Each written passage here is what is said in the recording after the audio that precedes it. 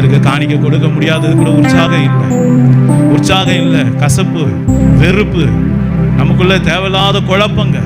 யோசித்து பாருங்க. நீ ஆண்டவர் நம்மோடு கூட பேசி இருக்கிறார். என் அன்பு தேவ பிள்ளைகளை, அவருக்கு தேவையானதை அவரால் செஞ்சிக்க முடியும். ஆனா அவர் ஏன் செய்யல? நம்ம கடனை அடைக்கிறவர், நம்முடைய வியாதியிலிருந்து நமக்கு சுகத்தை கொடுக்கிறவர், நமக்கு அற்புதங்களை செய்கிறவர், அதிசயங்களை செய்கிறவர், அவருக்கு வேணுன்றதை செஞ்சுக்க அவரால் முடியாதா என்ன? யோசனை பண்ணி பாருங்க. அவருடைய சர்ச்சைக்கு ஏதாவது தேவைன்னா அவரால் வாங்கிக்க முடியாதா என்ன? மேல இருந்து ஒரு மைக்கை தூக்கி போட முடியாதா என்ன? ஒரு கீபோர்டு வேணும்னா மேல இருந்து கீபோர்டை போட முடியாதா? ஒரு ட்ரம் பேடு வேணும்னா ட்ரம் பேடை போட முடியாதா? கேலண்டர் வேணும்னா கேலண்டர் தூக்கி போட மாட்டாரா? பரலோகத்திலே ரெடி பண்ணி போட மாட்டாரா என்ன? அவருக்குன்னா வல்லமையா இல்லை? வல்லமையா குறைஞ்சி போச்சு? இல்லை. அவருடைய பிள்ளைகளுக்கு அவர் அற்புதம் செய்கிறாரு. ஆனா அவர் எதிர்பார்க்கது என் ஆலயம், என் சபை, என்னுடைய ஆசரிப்பு கூடாரம், அதுக்கு திரைச்சல வேணும்னால என் பிள்ளைங்க கொடுக்கட்டும். அதுக்கு கூடார ஆணி தேவையா, அது என் பிள்ளைங்க கொடுக்கட்டும். அதுக்கு வஸ்திரம் தேவையா, ரத்தன கம்பளங்க தேவையா, என் பிள்ளைங்க கொடுப்பாங்க. பொண்ணு தேவையா, என் பிள்ளைங்க கொடுப்பாங்க. வைரம் தேவையா, என் பிள்ளைங்க கொடுப்பாங்க.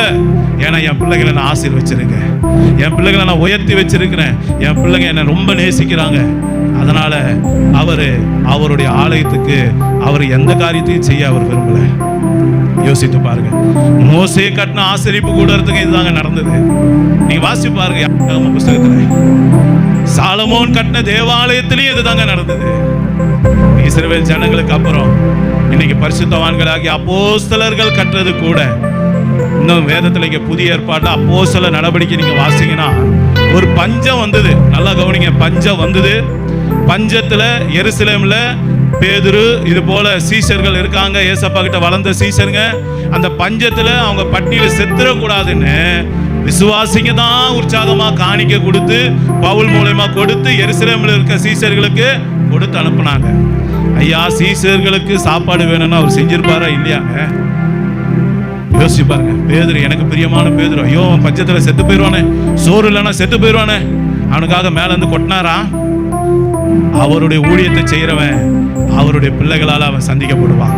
அவருக்கு தெரியும் சபை விசுவாசிங்க விட மாட்டாங்க, என் ரட்சிப்பை பெற்ற என் பிள்ளைங்க விட மாட்டாங்க தெரியும். அதனாலதான் எல்லாரும் உற்சாகமாக மனதோடு காணிக்கை கொடுத்து பவுல் கிட்ட அனுப்புனாங்க, பேதுருகிட்ட கொடுக்க சொன்னாங்க, யாக்கோபிட்ட கொடுக்க சொன்னாங்க, பரிசுத்தவான்களுக்கு கொடுக்க சொன்னாங்க. நாங்க இருக்கோம், நீங்க தைரியமா இருங்க, உங்க ஊழியத்தை செய்யுங்கன்னு சொன்னாங்க. இன்னைக்கு அந்த விசுவாச கூட்டம் எங்கே? இன்னைக்கு அந்த விசுவாசம் எங்கே? சபை எங்க உடைக்கப்படுது? தவறான உபதேசங்கள், தவறான புரிந்து கொள்ளுதல்கள். என் அன்பு தேவ பிள்ளையே,